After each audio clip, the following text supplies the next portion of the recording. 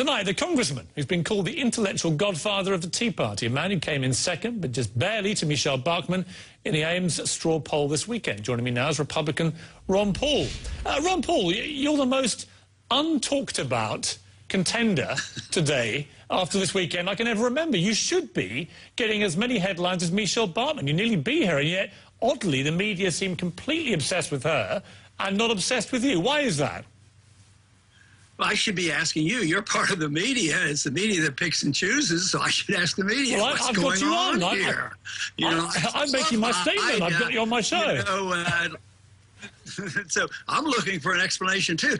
But, you know, my supporters are convinced. They're afraid of me. They don't want my views out there. They're too dangerous. We want freedom, and we're challenging the status quo. We want to end the war. We want a gold standard. And their views that the people just can't handle. They can't handle all this freedom. They want dependency. They want socialism and welfareism. So I think they don't like to hear our views.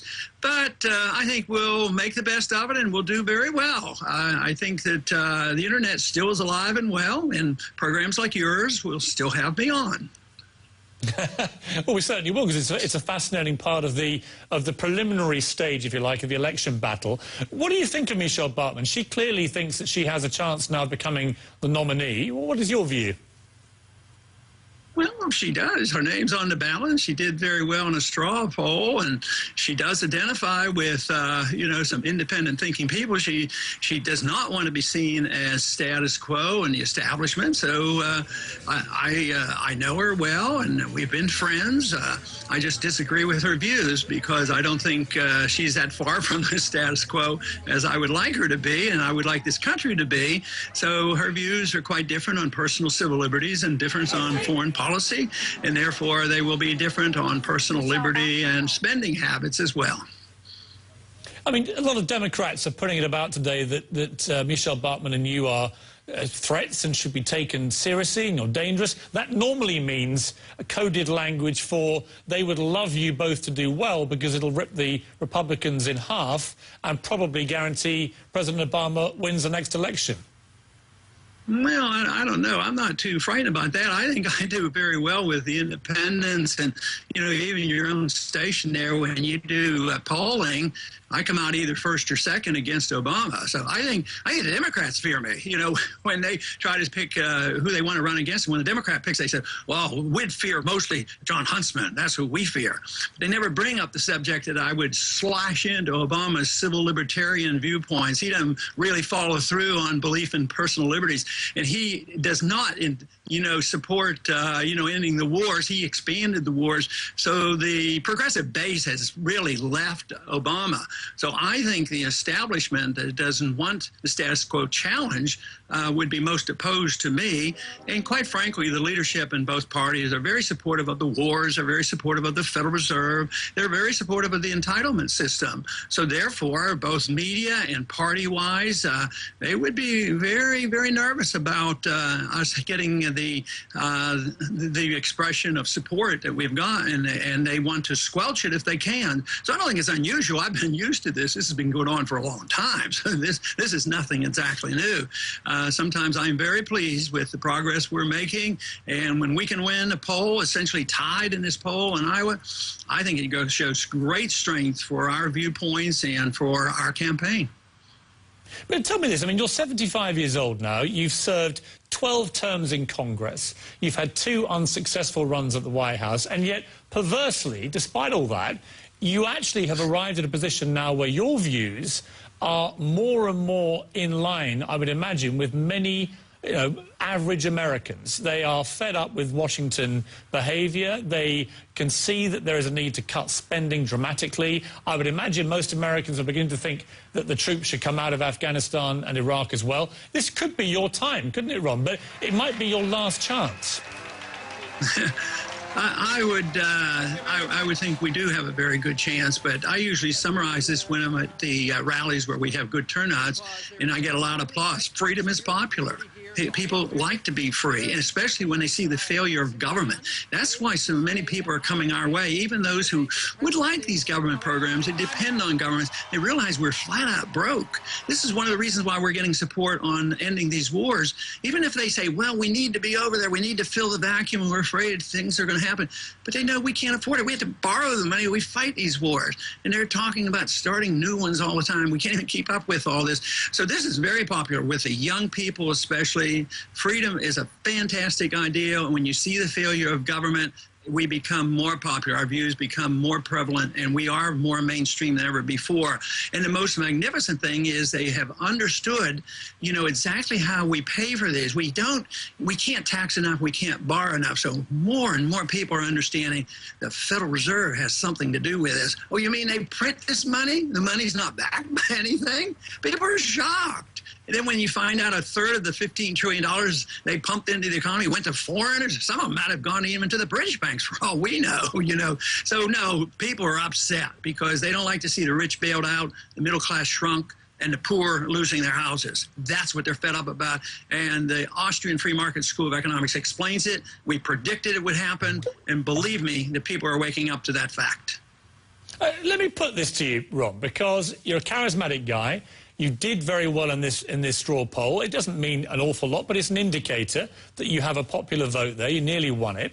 What I hear about you is very experienced, charismatic, people like you, but the thing that holds you back is when you stray into extremity. You know, they don't like the fact you're so completely opposed to any foreign aid. They don't like the fact you want to legalize heroin. Many people don't like your total intransigence over any tax increase, particularly when you have someone like Warren Buffett saying, come on, hit the super rich harder. People don't like your intransigence over abortion, for example, where you don't believe even if someone is raped that they should be allowed an abortion. Are you prepared at this moment when everyone's wondering which way the Republicans are going to go? Are you prepared on some of these more extreme lines you've taken to soften, to moderate, to, in short, make yourself more electable? Well, why should somebody soften their viewpoint on defending the rule of law and defending the Constitution? That would be foolish. The extremists are in charge. They've been in charge, especially for the last 40 years, since they've been allowed to print money at will. So that's why we've extended ourselves overseas. That's why we have runaway spending with our entitlement system. That's why we have inflation, depression, recessions, and all of these things. That is so extreme. This idea that you have, you know, a couple trillion. This year, our entitlements and debt has obligated our people to $5 trillion. And they think I'm extreme? I mean, this is weird. And they say, oh, no, we'll just print up the money, you know, and everybody will be wealthy. But unfortunately, they give out the money and it goes to the wealthy people. The poor get poorer. That is weird. That is, you know, well, it's really bad. It's bad economics. It's bad morality. It doesn't conform with our Constitution. And the people know this. They're really waking up to this. And this seems to be, most people come up to me and they say, what you say is common sense. It's not like I'm spouting off some extreme position. Yeah, hang on, Ron, hang on a second. Yes. Hang on a second. I don't think people are rushing up to you in the streets of America saying, legalize heroin. That's common sense, are they? No, and in fairness to me, I've never used the word heroin once in a campaign ever in 30 years. So it's somebody in the media says, oh, now we're going to interpret what he said. This might mean that he would allow the states to do such and such. All I'm saying is people ought to have freedom of choice, just as you have freedom of choice in your First Amendment rights, picking and choosing what you do and say on TV.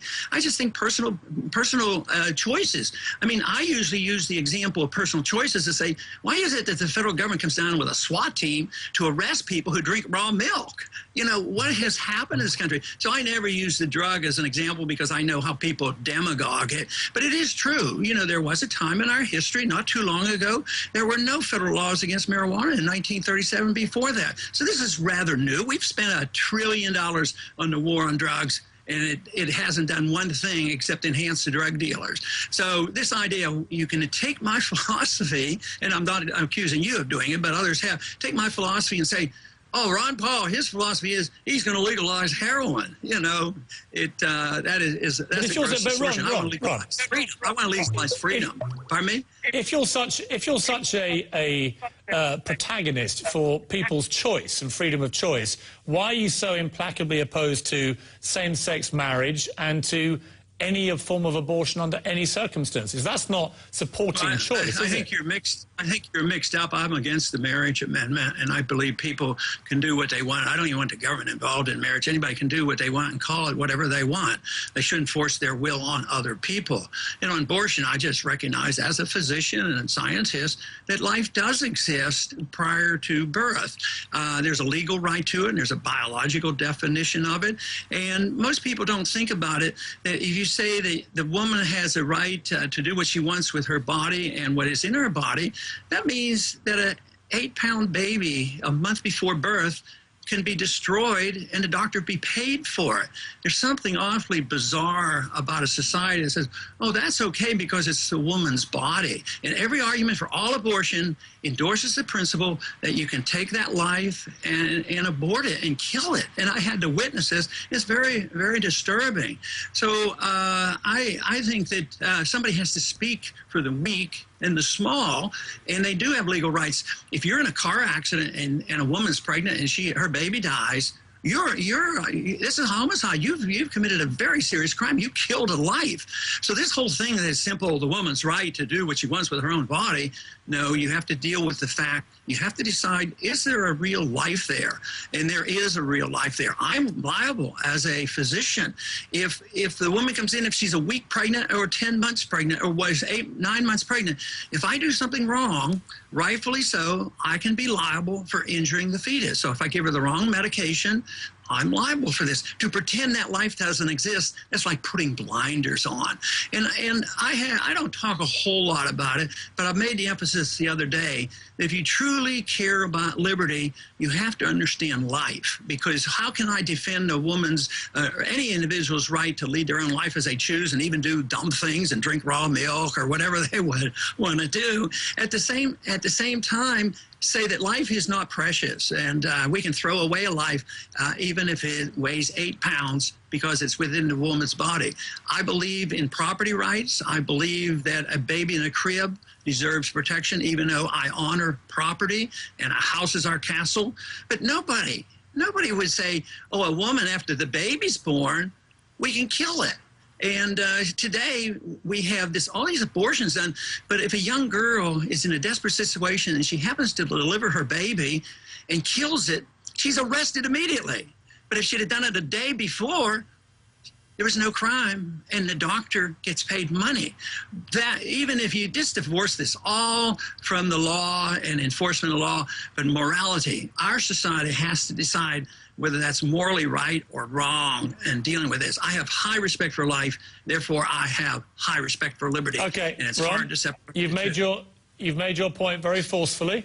As always, there will be lots of people watching who vehemently disagree with you, but that is the beauty of a democracy, and I appreciate you joining me. Thank you. Good to be with you.